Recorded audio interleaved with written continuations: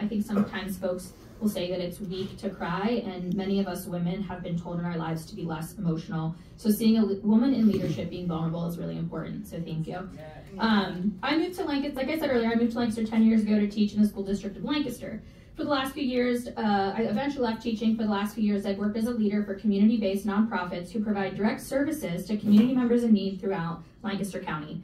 I also serve on a local nonprofit board for an education-based program, and I have a Master's of Science in Education with advanced coursework in adolescent psychology.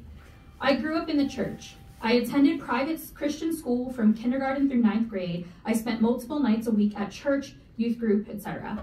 I went to one of the most politically conservative colleges in this state, Grove City College.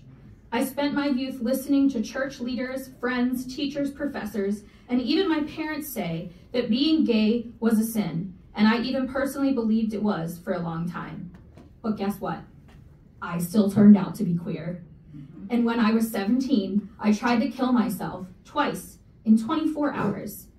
While there were several reasons that it connected to that, the trauma I experienced at the hands of leaders who were Christians, some of the same comments and trauma that is being spewed today, was a huge contributing factor to my suicide attempts and my lifelong struggles with mental health.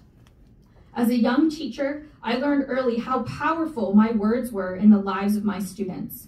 In my first year of teaching, I was frustrated with a student's behavior, and I told him that if he didn't get his act together, he would end up in jail someday.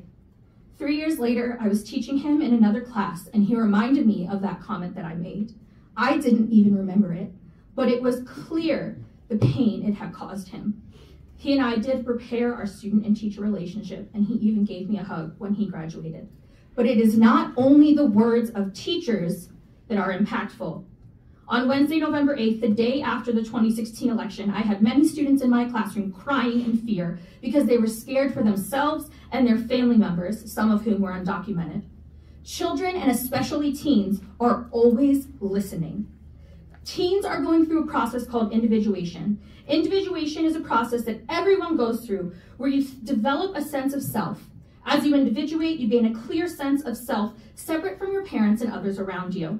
And make no mistake, as teens individuate, they listen and learn. They think critically and decide who they want to be. They realize what society thinks about their identities, and when they feel that society hates them, they often choose to make themselves smaller and deny their identities, which leads to mental health struggles. And make no mistake, commissioners, our teens are listening to you. They hear your hateful comments about Drag Queen Story Hour. They hear your hateful and dehumanizing resolution about undocumented immigrants. They hear your hateful comments and they see your lack of actions about homeless people in this community. And it hurts them as members of those communities. And it hurts others who are learning from you that they should also be hateful.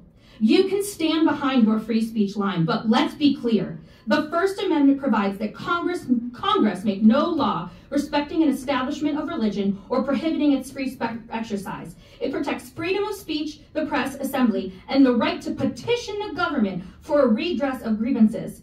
The First Amendment is about how the government is not allowed to censor or prohibit speech or expression. In this particular instance, commissioners, you are the ones, the government, trying to prohibit freedom of speech and expression.